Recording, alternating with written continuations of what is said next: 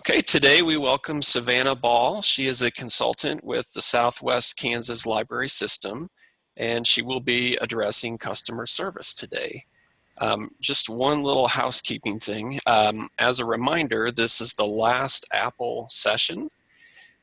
You have until the end of April to wrap up any remaining assignments, and please work with your system consultants to make sure you have everything complete. All right, Savannah, it is yours. Okay, thank you, Mike. So, like Mike said, this is the last webinar of the year, so congratulations, everyone. We're almost done. Today I'm going to talk about customer service and the essentials for creating a culture of good customer service at your library. So we're going to talk a little bit about what your role is as the director, what makes good customer service, how libraries differ in customer service. So before we get started, I wanted to start off by introducing myself and telling you a little bit about my own experience in customer service. 2 years ago, I started as the consultant and continuing education coordinator here at the Southwest system, and we're located in Dodge City. I'm definitely more behind the scenes now, but before I came to the Southwest system, I worked at the Wichita Public Library. And I spent the previous 11 years of my library career working in the front lines of libraries. So I performed customer service, working the circulation desk, answering reference questions, interacting with audiences during programming, and helping people, patrons, solve difficult issues. So when they had a problem, they would come to me. I also worked in a variety of settings. So I worked in more low-key neighborhood branches, really fast-paced, busy branches, and the main library, which has more specialized service. So my point being in introducing myself and telling you about that is so that you'll realize I am one of you and I have done all the things that I'm going to talk about today. And I understand the struggles of customer service. And the entire time I've worked in libraries, I've had a deep passion for helping people and providing good service. So now that you know my customer service background, I'm curious what type of customer service backgrounds each of you have. So I have a couple of questions I'm going to ask you to respond to in the chat.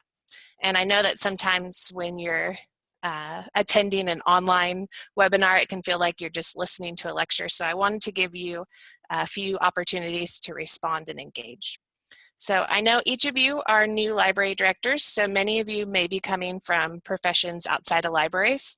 So I'll give you a minute, and if you could share in the chat, just type in the chat what professional experience you have in customer service. So that's whether you worked in retail or answering phones for a business or a nurse caring for patients, maybe you were a teacher.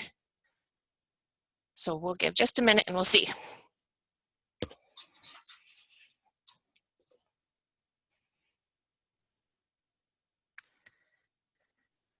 So I've had one person respond and say they worked in restaurants. That's lots and lots of customer service.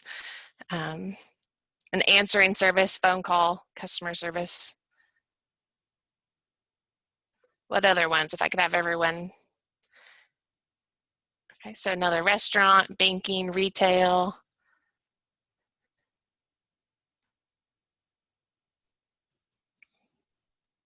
Service manager, very good. Awesome. So it looks like we all have a variety of backgrounds here. And I think you're all going to get something you can take away from this course, regardless of what your past experience is. Close my chat up. So one of the first things I noticed when I was putting this course together is that I kept transitioning from the term customer to patrons.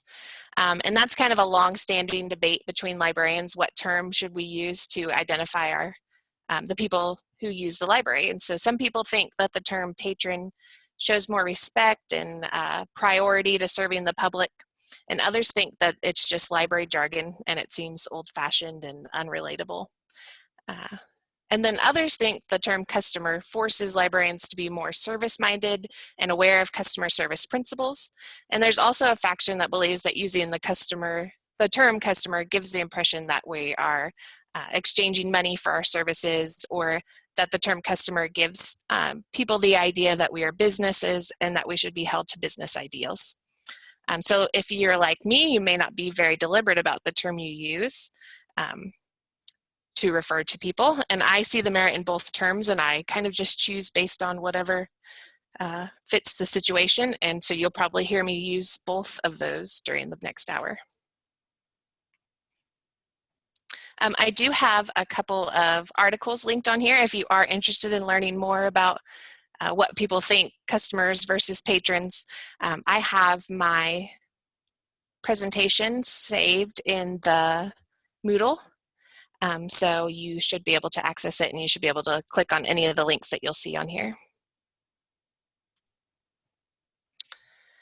So I think the first thing we should cover is how very, very important customer service is. In my opinion, the way a library interacts with its customers is one of the most important aspects of its service to the community.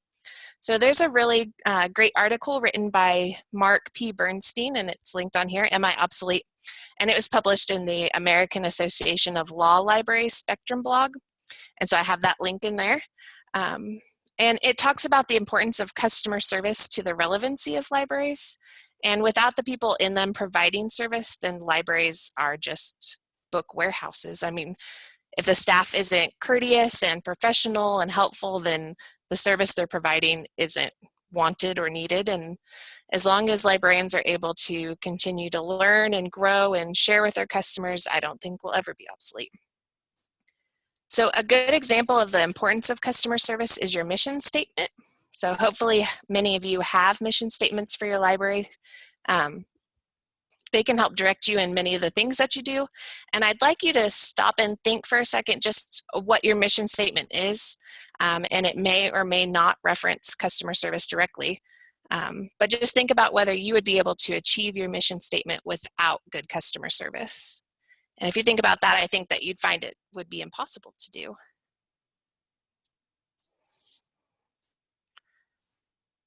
So we've talked about something I think most of you probably already know, and that's customer service is important.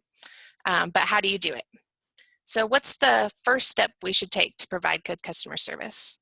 But the reality is that good customer service doesn't have like set steps or a script to follow. It'd definitely be a lot easier if it did, but I think really good customer service is evolving and flexible and understanding. Good customer service mindset is something that comes along with having a service-minded heart. We can talk about Zappos, for example. It's an online shoe retailer, and they're lauded for their customer service. Everybody raves about Zappos customer service. And one thing they're known for is their ability to provide good customer service without using a script. So their employees aren't given necessarily the right thing to say or the right thing to do in every situation, but they're given the skills that they need to decide what is best for every situation. And I think a service mindset is required to be able to solve issues in that way.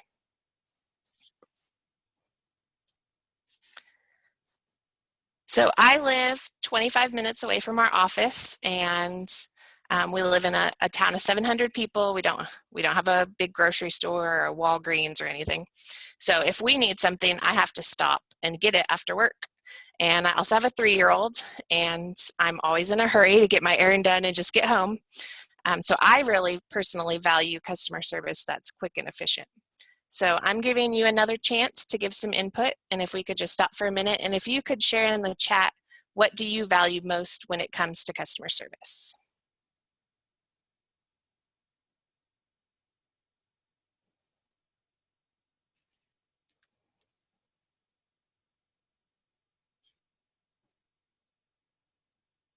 So I'm seeing helpfulness, listening, politeness, and promptness. That's kind of like mine. Amy's saying recognition of current situation, like someone with a smile and a pleasant attitude, knowledgeable. I'm seeing listening a lot. So I see, we have a lot of different answers here. And I think this is a good exercise because it gets you thinking about whether what you really value in customer service is something that you're providing to your own customers.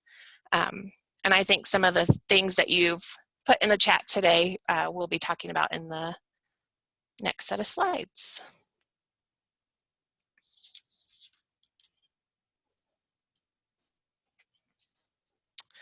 So there isn't a sequential list of steps that you have to take to provide customer service, but there are lines of thinking that you're going to need.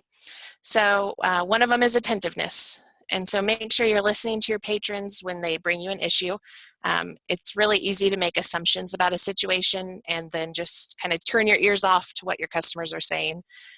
Instead, we should listen and empathize with each situation in order to create a better understanding of what's really going on, what they're trying to tell you. I think it also involves hearing what is being said, but also what isn't being said. So it's really important to pay attention to not only the words that your patrons are saying to you, but also what their body language is telling you.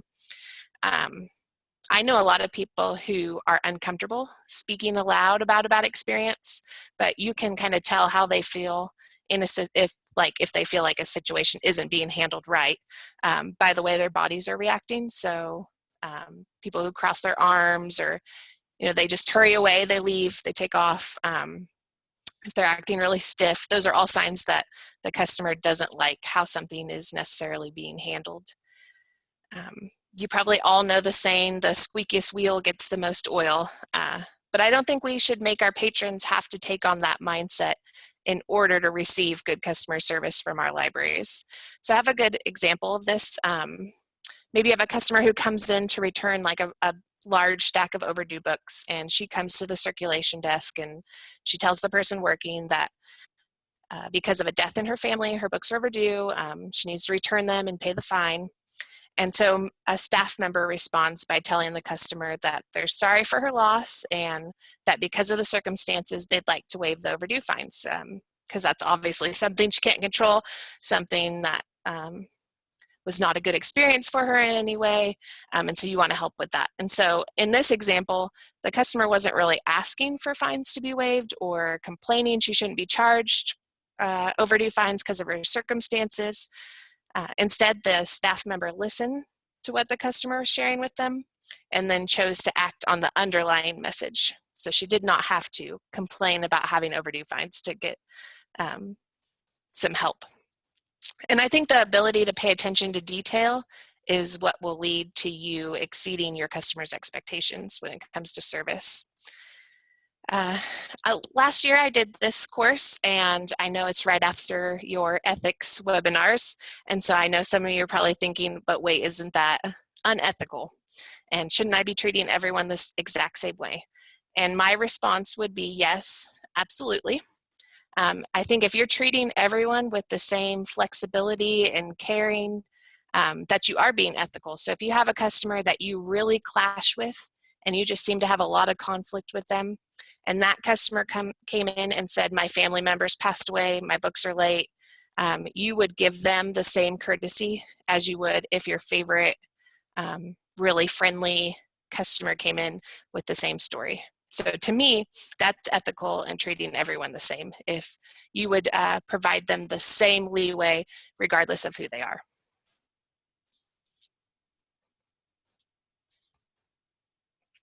So that kind of example leads me into the next slide. So I think to provide good customer service, you have to care about people. Most of us are in the profession of librarianship because we care about our communities and the people in them.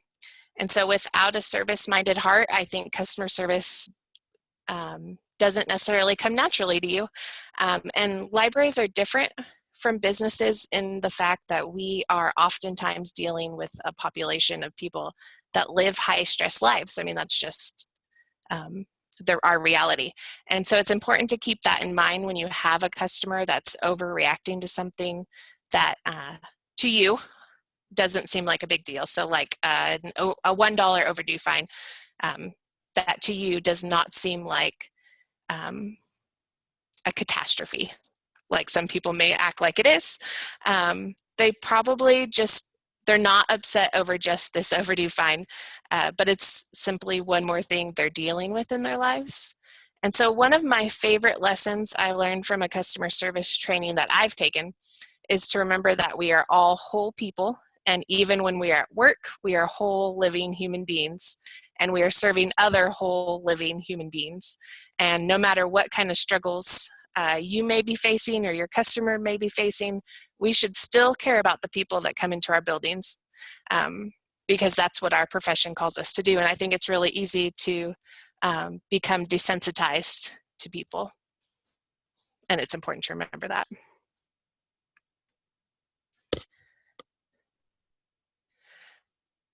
Good customer service also requires some deal of trust between the library staff and your patrons. I think trust will create loyalty from your patrons, and they'll continue using your library because they know that you always handle issues fairly and quickly and courteously. I'm going to say something that many of you will probably think is naive, but because trust is an important part of good customer service, I'm going to make this extreme statement. You have to trust your patrons when they tell you that they were in the hospital and couldn't return their books. You have to trust them when they say they returned an item and it wasn't checked in from their account. I think if you give them this benefit, your library will reap the reward of loyalty. People honestly don't remember, who made the mistake or what the mistake was. They remember how long it took to resolve it and how it was handled. And quickly resolving an issue requires you to trust your customers. So it's really not about being naive. It's about accepting a certain amount of loss in order to instill the idea that your library cares about your community and you're understanding and supportive of the people in it. So I do want to include a disclaimer after my extreme statement. You don't have to trust someone, the second or the third time. I think you have to use your best judgment. And the goal here isn't, to be taken advantage of, it's to create loyal customers. And so you probably aren't going to create loyalty with someone who has no trouble lying to you over and over and over again. So give people the benefit of the doubt the first time, but you can do something like place a note on their account explaining, a fee was waived because of this situation. And then you'd be able to look back and see if there's any kind of pattern of abuse. So I waived that last time. I can't waive it this time. But notes are important so you know that that has happened in the past. Really, the main idea here is that you really can't treat all situations the same, and every issue is unique and needs to be treated that way. So, like I said in the beginning, there are no scripts or blanket procedures to good customer service. It's just a mindset that really needs to include some amount of trust. There's also needs to be a certain amount of trust between your employees and then you as their director. I think Apple is a company that handles trust really well. They allow their employees an amount of money per customer, and I think it's like $200 to resolve issues quickly. So Apple employees are encouraged to use their best judgment when assessing situations and then determining what steps need to be taken to ensure that customers are staying loyal and they're having the best experience possible. So that's why you've probably heard stories of people taking their iPhones with broken screens into Apple stores and then coming out with a new iPhone 30 minutes later without any charge. And that's actually happened to me because the staff's been given the trust that's required to make decisions like that. So it doesn't have to go through this chain of people.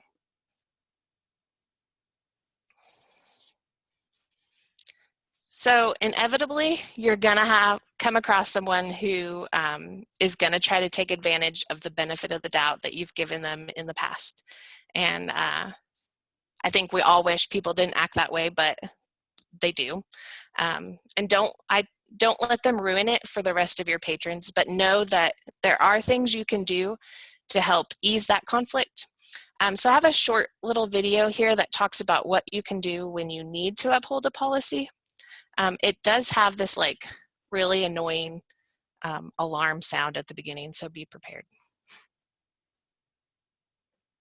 Hi, this is Dan O'Connor bringing you Say This, Not That, our weekly communication series based on our book, Say This, Not That, power phrases to help you communicate with more power, tact, and finesse, as well as danger phrases to avoid at all costs.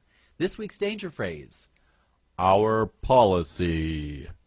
Danger phrases, power phrases, say this, not that. With your host, Dan O'Connor. We've all heard people begin sentences with our policy, and we all know nothing good has ever come after it. There's a simple two-step process that you can use when you have to tell somebody about a policy and you know that the message is not one that they want to hear. And the two-step process is, step number 1, deliver the benefit statement first. Tell people what's in it for them. And you might be thinking there's nothing in it for them. It is your job as a savvy communicator to determine how this policy really benefits the person to whom you're explaining that policy. Step number 2 is to then actually state what the policy or rule is. And if you can do it without actually using the word policy, perfect. For example, say this. So we can ensure your security and protect your account. Unfortunately, we do have to ask these questions at the beginning of every conversation. Not, sir, it's our policy to ask these questions every time. Or say this, so that we can help keep our energy prices low for you and our other customers, unfortunately, I can only extend the deadline once every 6 months. Not, no, I can't extend the deadline again because you've already had one extension in the past 6 months, and our policy clearly states only one extension per 6-month period. Or say this, to help protect you from serious health hazards such as the Ebola flesh-eating virus, we do insist that you wear shoes. Not, no shoes, no shirt, no service. And one last note, as a polished, practiced professional, you will find that once you deliver a message using a system such as the one you just learned, the two-step policy pattern, when people challenge you, as of course they will do when you tell them what the policy is, instead of engaging. Oops. Hi, this is Dan O'Connor bringing. Sorry, guys. When you tell them what the policy is, instead of engaging every single time, simply implement the broken record. You said it right the first time, just keep repeating exactly what you said every time, and the person to whom you're speaking will recognize that you are not a rube, that you are a polished, savvy professional, and you'll find that it is not only easier to deliver these difficult messages, but you'll find that it is more effective as well. So again, this week's lesson, the two-step policy pattern. Step number 1, give the benefit statement, give the WIFM, what's in it for me, to the customer. Tell them why the rule exists in the first place. Then, step number 2 is to actually deliver the rule or the policy. And if you can avoid it, don't say the word policy. So thanks for joining me. This is Dan O'Connor, and this has been Say This, Not That. Danger phrases, power phrases, say this, not that. Okay, so I can think of quite a few ways that this can apply to a library setting. So maybe at your library you have someone who has taken advantage of your trust and is repeatedly abusing the library's renewal policy. So if we follow the same two-step process as in that video, you might say something like, I'm sorry, I see we recently extended some due dates for you. In order to provide the newest and most popular titles to you and our other customers, I can't extend the due date at this time. So you've let them know that you will be enforcing the rule, but in a positive way. So I think trust is only worthwhile if library staff are willing to take responsibility and initiative. So good customer service means taking that responsibility and initiative when problems arise. So first, to your patrons, everyone in the building is a librarian. So when they walk in, most people probably don't know or don't care what your expertise is or what department you work in or if you're in charge of the library. It's important to know what's going on in your library and where things are, no matter who you are. So if someone comes in and they ask, what time does story time start? You shouldn't necessarily have to direct them to the children's librarian or whoever you have leading story time. Take the initiative to know things like that, things that people ask questions about a lot, or at least know where to look for the answer. So don't push them off to the next person. The same can be said when you're dealing with a customer complaint. So just take whatever extra step that you're able to take to right wrongs. So whether that's extending checkout periods or placing something on hold, I think you can also take that extra step when there isn't a problem necessarily. So like always offering to interlibrary loan a book that someone's looking for that you don't have in your collection, or just don't make people ask for that kind of service. Offer it first. And so don't force your patrons to become that squeaky wheel. And I think all of that leads to your library giving service that exceeds a customer's expectations. And then having your whole staff take responsibility for your library is another important aspect of positive customer service, because everyone should be willing to engage in that problem solving and bettering policy and going over what you can do. And then just be open to hearing from your staff about your library's policies, because a lot of times it's the frontline staff that's living with and enforcing those policies. And so they might have a different view of them than you do as the director.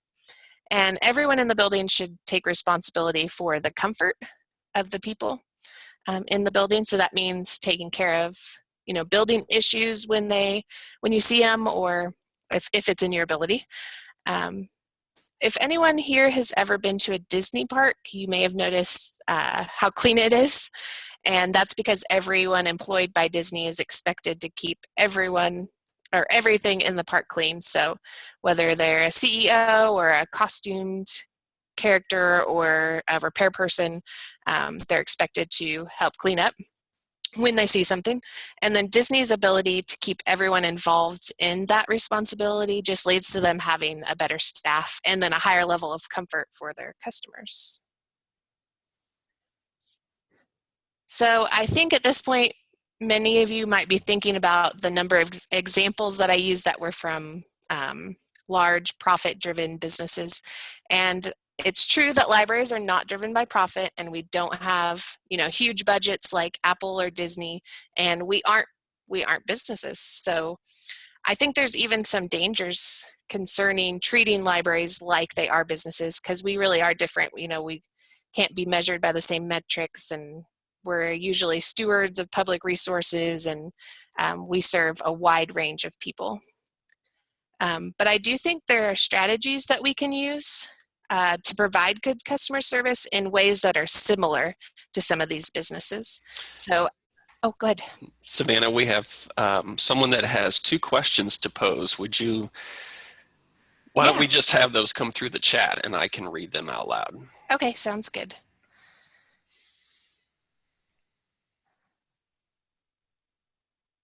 While they're typing, I'll keep going. But so I have pictures of Apple, Disney, and Zappos, and they've all been praised for their customer service practices. And I think it's pretty evident when you do a Google search for these companies' employees, and you get pictures of happy, friendly people.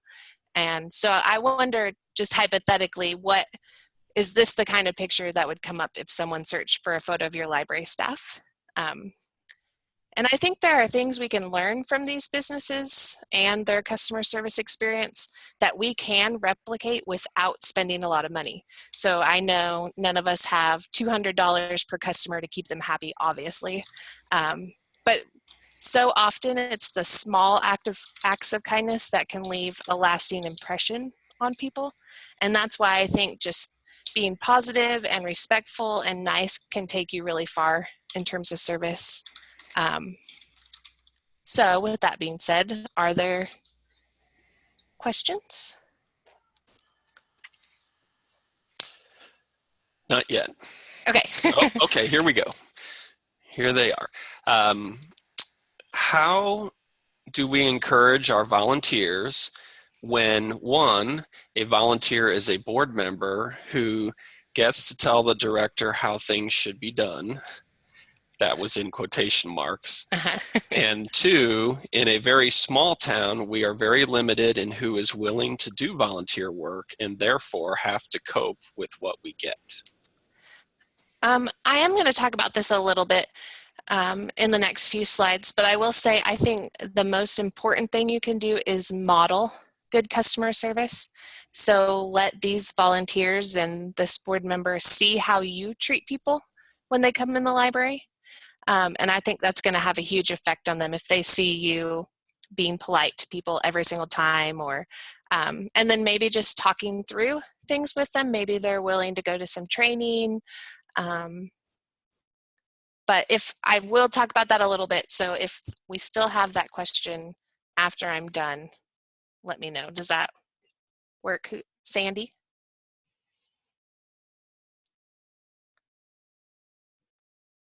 So they do believe they're doing. So are they, and you feel they are not?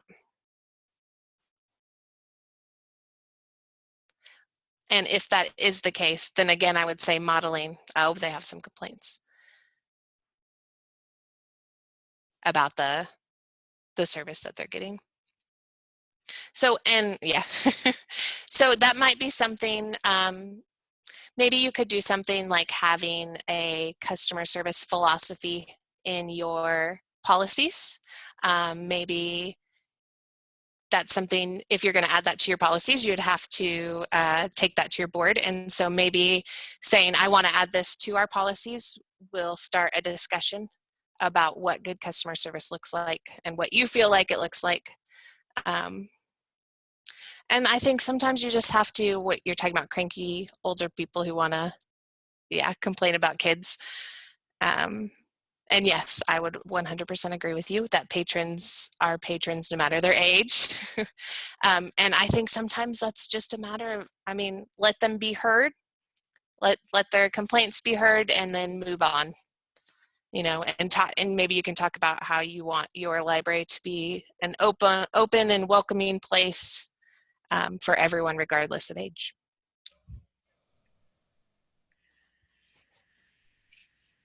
Okay, if there aren't any other questions, I'm gonna move on. So I do want to touch on one thing that doesn't seem like it should be part of customer service training, but I think is essential to having positive interactions, and that's that you have to take care of yourself. So I want to take a minute and just have you share with all of us what kind of things that you do to relax.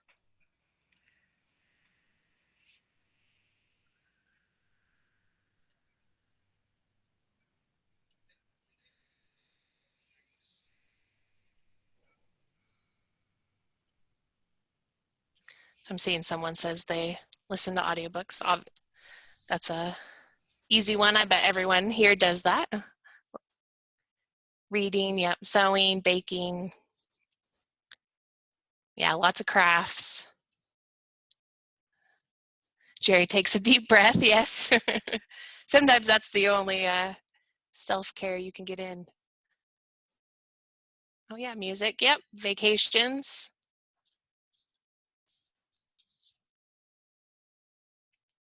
So now that you've shared what helps you relax, my advice is to do more of that thing. So I think good customer service requires a certain amount of patience and caring and fortitude, which are all things that are really difficult when you aren't giving yourself time to relax and disengage from your work outside of the library.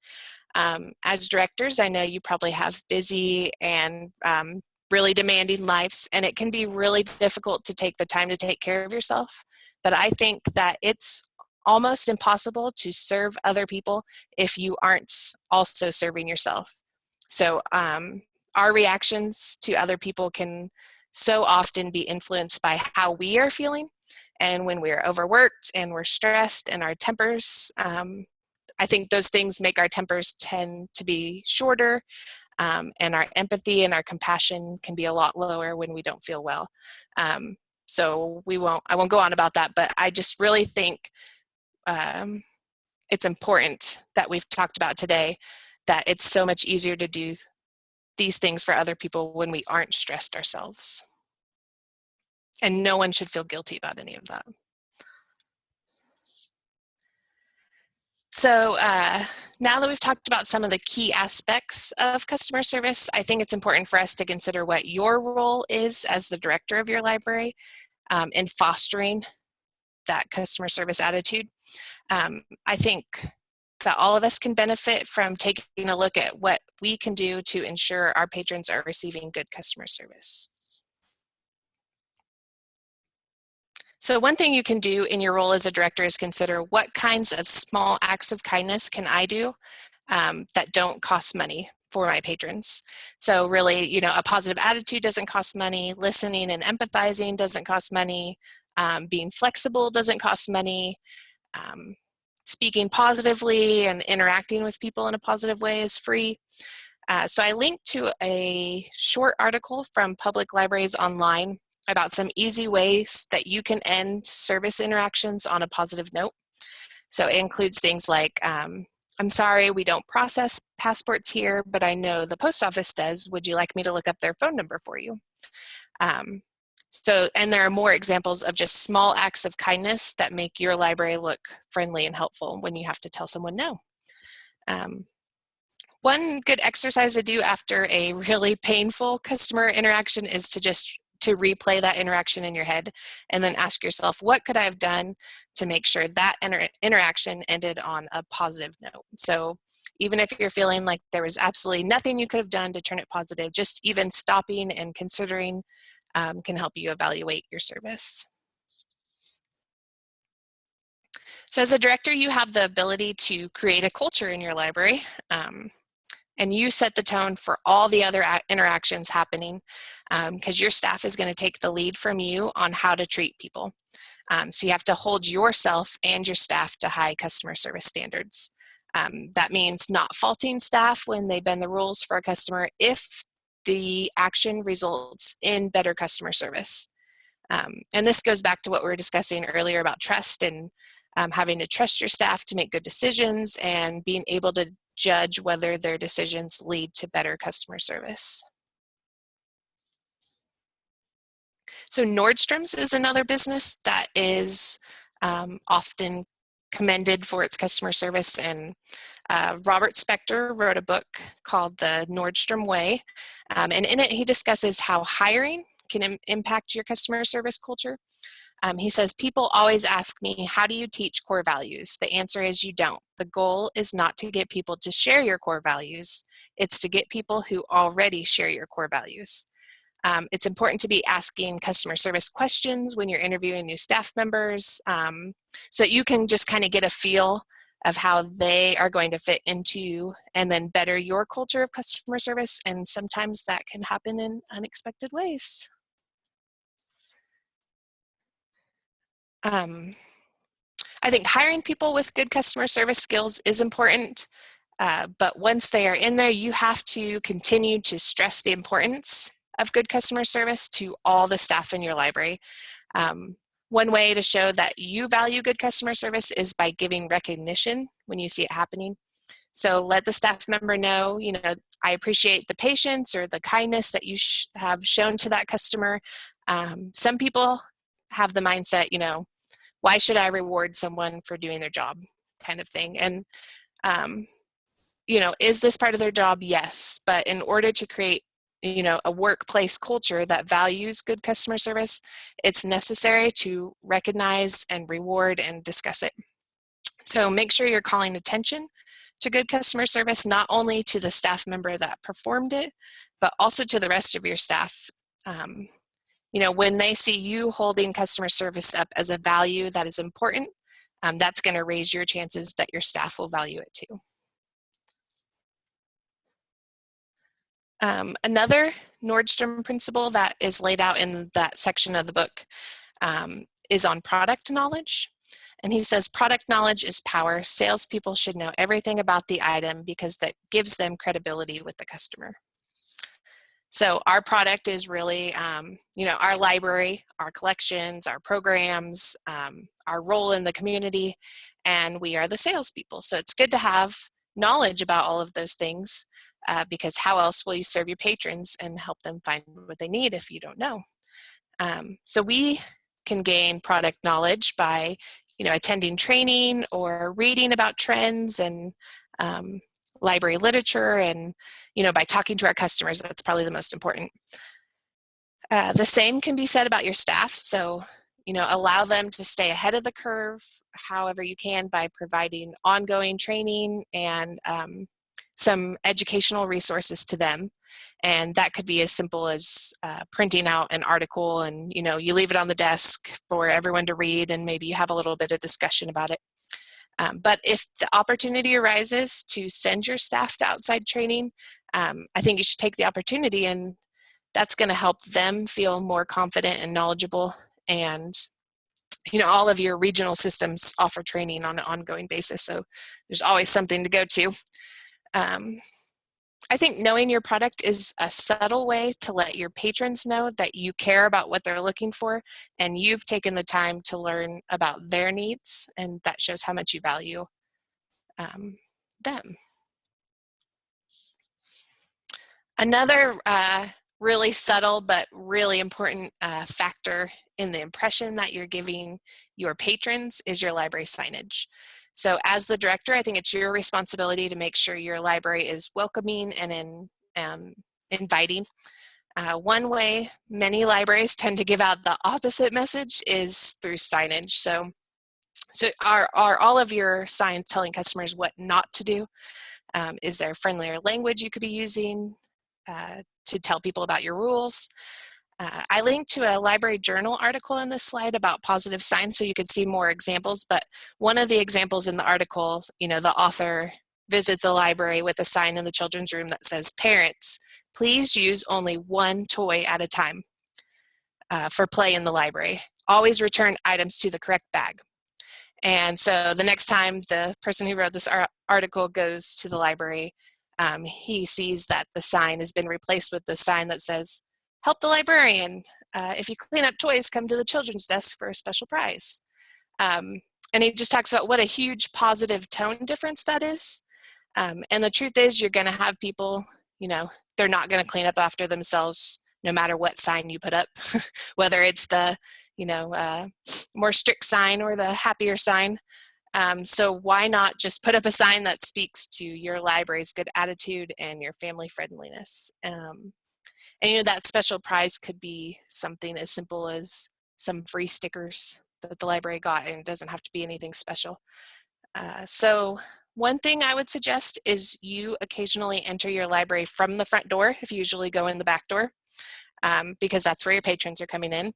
And then just do an audit of what type of signs you have up and what kind of message those signs are sending your customers. As a director, you should be continually reviewing your policies. So I came across this newspaper article in January, and I thought, oh my gosh, I have to share this in the customer service webinar because it's such a perfect example of customer service gone wrong. And so this article is about Jonathan, and you'll see Jonathan there on your screen standing in front of his library sign. And Jonathan went to check out at the library, and he was told he had an $8.70 fine for a baby names book he had checked out. And he thought he'd remembered returning it, but he went ahead and he paid the fee, and then he went home and looked for the book. And long story short, the book had been returned to the library and it didn't get checked in. So, that happens. Not a big deal, mistake on the library's part, inconvenience on Jonathan's part, but it happens. No one's perfect. And Jonathan goes back to the library on the same day, and he asks for a refund of his $8.70. And the library tells him, no, it was against their policy. Like Dan in our video says, it was against our policy to issue refunds. So he could have a credit on his account, but he could not have his money back. So when he asked why, even though the library had made the mistake and didn't check in his material, this wasn't Jonathan's fault. He was just told, this is our policy. And as most of you probably agree at this point, this policy and its enforcement of it is obviously not working because there's now an article in the New Jersey newspaper called Bamboozled about the library. And it has this photo of Jonathan looking angry. And in this case, there is such thing as bad publicity. So when reviewing your policies, ask yourself, what's the reasoning behind this policy? Does this library not offer refunds because they don't have enough cash on hand to give them out? Maybe a policy that says to have a refund over $25, it has to be issued by a check from the city or whoever. But it doesn't necessarily have to be this stringent policy. And so was this policy written, because of one bad apple? One good way to review your policies before a problem like Jonathan arises is to start a no list. So you can keep it at your front desk, and then every time you or your staff have to tell a customer no, make note of what you said no to, and then throughout the year you can look at the list and ask yourself if there need to be changes in your policies. Obviously, not every no needs to be changed. There are lots of good reasons we have to say no, but it just gives you something, concrete to help you consider what to review. And then ask yourself if your policies are creating, unnecessary barriers to access. So I worked at a library that used this no list tactic, and the library policy stated that only a legal guardian could register a minor for a library card. So with the intention that a guardian was signing the application form and then, taking responsibility financially for any lost material or overdue fines or any money owed.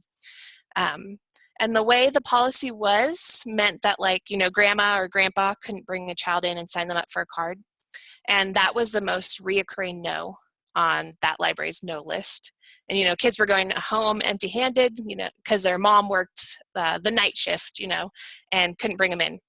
So that library solution was to create an application that required any person under the age of 18 to just have an adult with them who'd be willing to take responsibility for any lost material or charges, but it did not have to be a parent or guardian.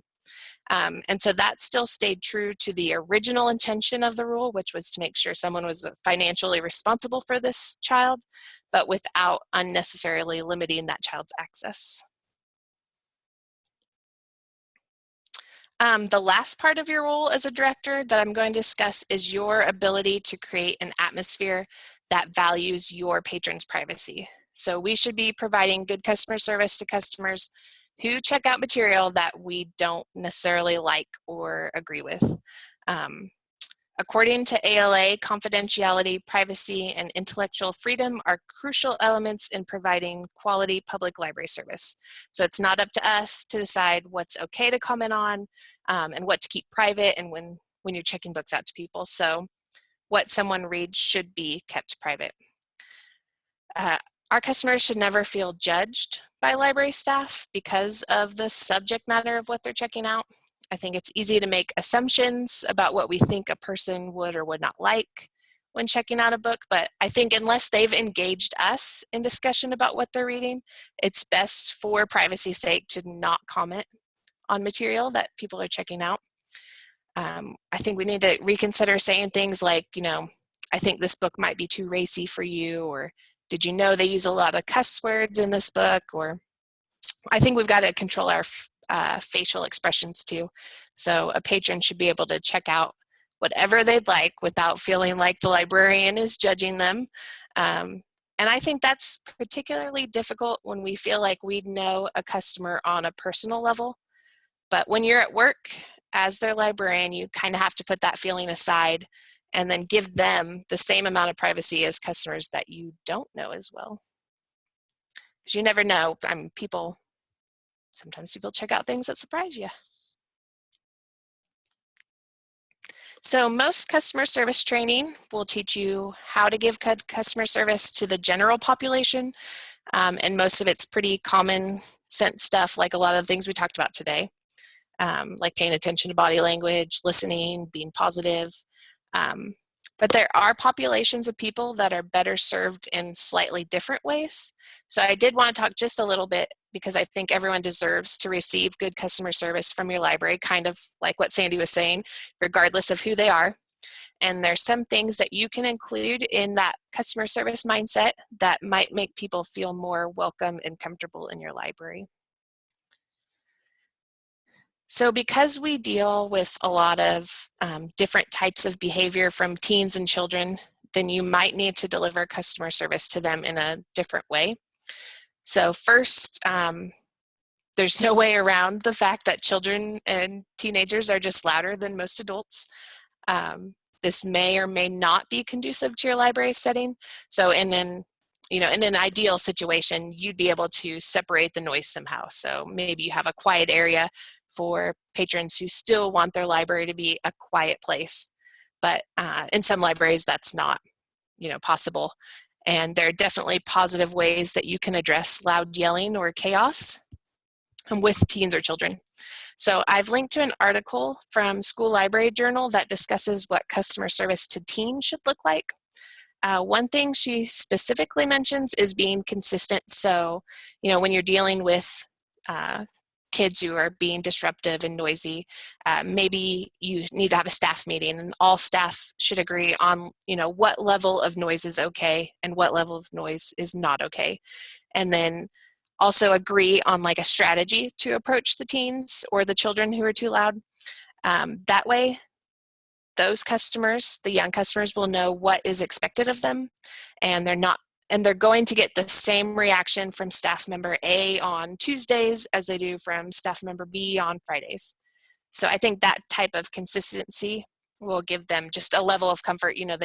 They know what you expect and what you need to have in the library. I think reader's advisory can be quite different for children and teens. And that's a really important aspect of customer service because their experience with you is likely laying a foundation for how they feel about reading and libraries as they grow, because these children and teens are our future customers.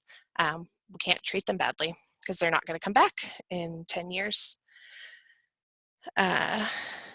So I think that's an important concept to share with staff also, because oftentimes you may have someone who just isn't comfortable with children and teens. I'm sure you've heard someone say, I just don't like children, or I just don't know how to act with teens, but I think giving your staff tips like that might make them feel more comfortable. Savannah, we have a question. Okay. What do you think about using a smartphone app that shows volume on an objective level, so that when an adult says kids are being too loud, there is a number associated with that, and that when those same adults are talking what seems to others to be equally loudly, it is objective? I think you could do that. I think you have to be really careful that it doesn't come across as rude. You don't want to stick a phone in someone's face and be like, you're just as loud as them. I think you have to be careful about how you approach this person. And again, like we kind of talked about earlier, just making maybe you make comment, oh, I'm so glad the teens are here. I know they're going to keep using the library in the future because they feel comfortable here now. Or maybe for this person, you have a quieter space if you have that ability in your library. But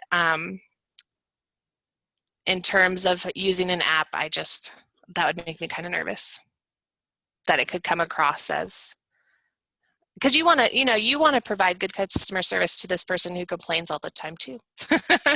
So you want to treat them respectfully. And I don't know, I have seen libraries have, the stoplight, that when the stoplight's red, it means, they're being too noisy. And so the kids can use that as their own signal to maybe quiet down. But Sandy, I think you just have a tricky situation. And I'm happy if you want to talk later too. I'm happy to talk about that.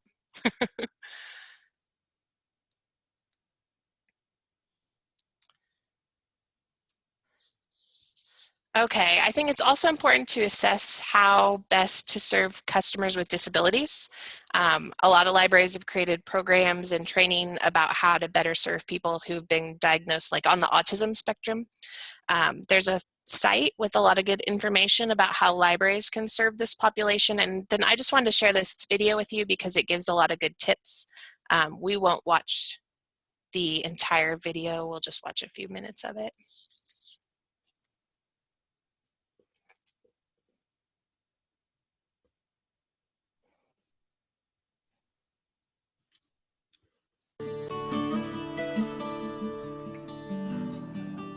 Understanding impaired social behaviors is a good first step.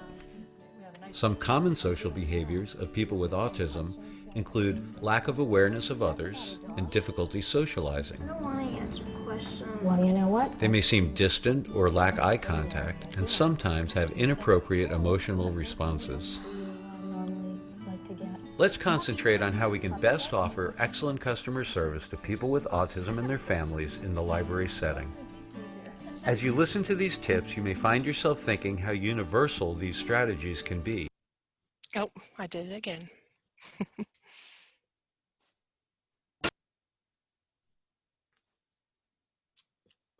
Common social behaviors of people with autism include lack of awareness of others and difficulty socializing. I don't want to answer questions. Well, you know what? They may seem distant or lack eye contact and sometimes have inappropriate emotional responses.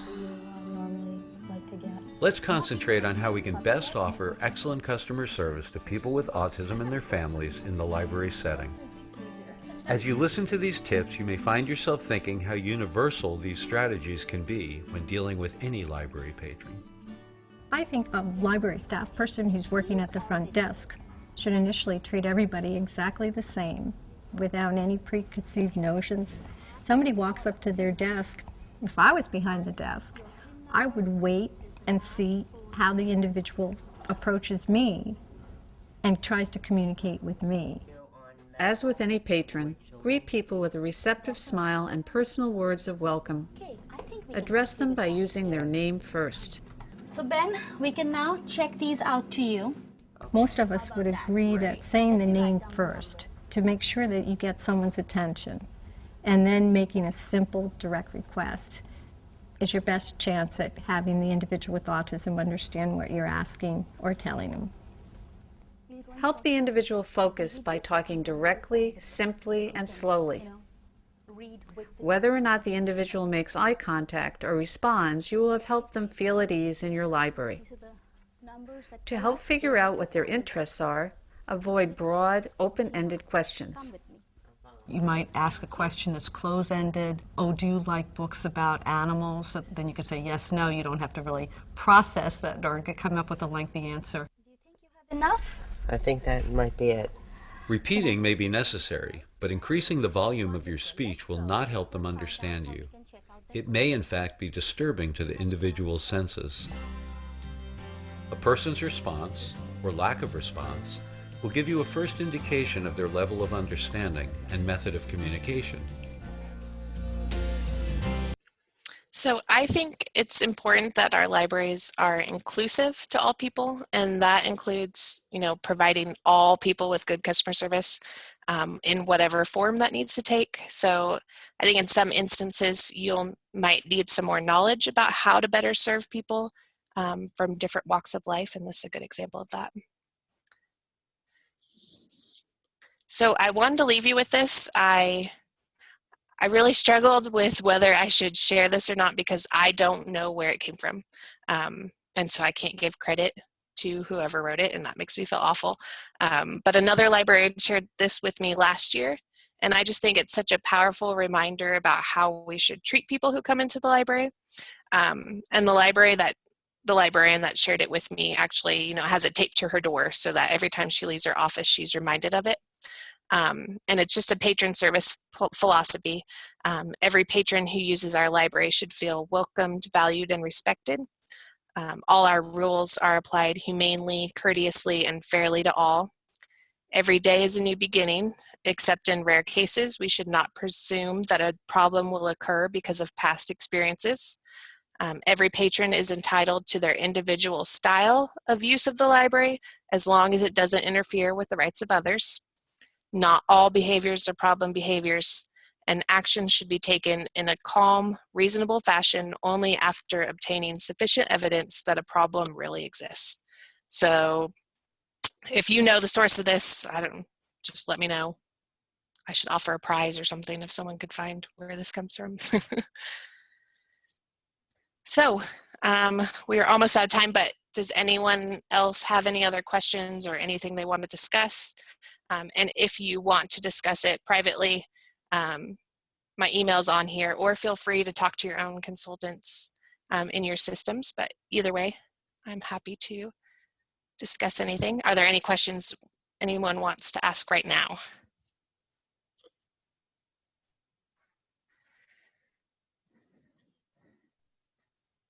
Okay, well, we'll talk about the homework a little bit, and if anyone has any questions, feel free. It's a really easy homework. I know it's your very last homework, so I wasn't going to give you anything crazy. So it's just a discussion board. And I want you to be able to answer the question that we have here and just talk about a little bit about it and have some discussion with other people about their answers. So some of the good customer service examples that I talked about today are from the business world. So tell us about a good customer service experience you've had at a business and why you considered it good customer service. And then talk about what you could do to recreate that experience in your library, whether that's for free or however you could recreate it. And if you can, please read and comment on other participants' posts so we can get a discussion going a little bit.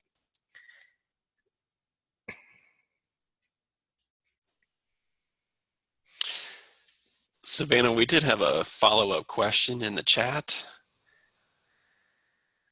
And let's see, regarding children, you had talked about what is age appropriate. Did you mean what age is appropriate to be left at the library by themselves? Well, of course you should have a policy that says how old someone should be. But I think there are some behaviors that are age appropriate and that happen whether there's an adult there caring for a child or not.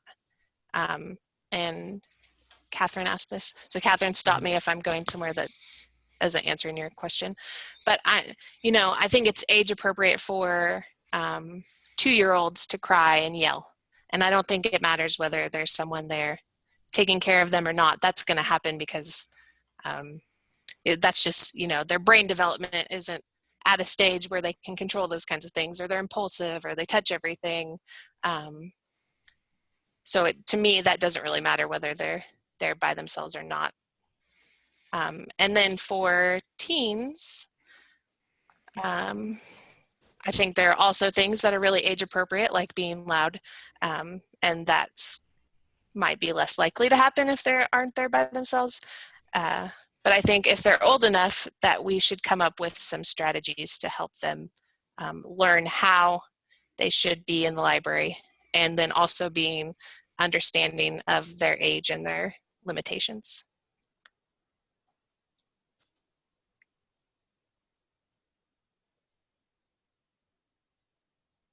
Okay, any other questions? Okay, well, that's all I have. And feel free to contact me at any time with any other things you think of.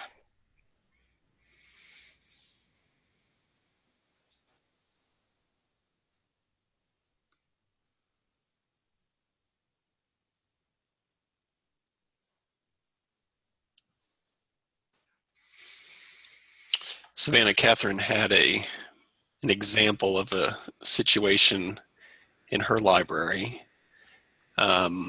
where one patron is 83 years old and spends every hour at the library but hates kids.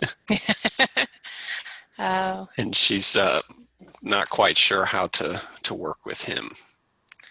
Right. I think really the only thing you can do is just keep, repeating what you've probably told him in the past, and do it respectfully. But, I'm so glad those kids are here. Eventually there has to be something that will make him stop, or maybe there isn't, I guess.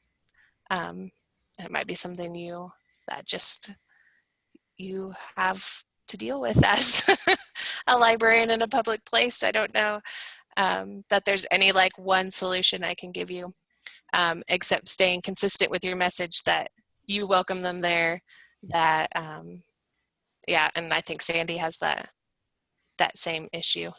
But you welcome them there, you're glad they're there, they're the future customers of your library, that your library is welcoming, and maybe it's something you do talk to your board about, that you And maybe they have, maybe if they just hear that story, then they can maybe back up whatever decision you make. And hopefully a lot of you have like customer codes of conduct in your policies too that talk about not interfering with others' use of the library. So if this man is always complaining and he's always complaining loudly and disturbing other people, then maybe he's the one in the wrong in this situation and not these children.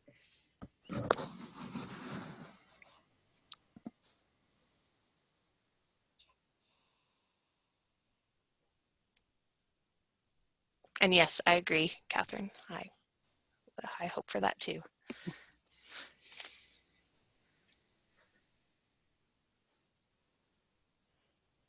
Okay, if there All are right. no other questions. Then Very I good. think- Thank you, Savannah. I'll go ahead and stop the recording now.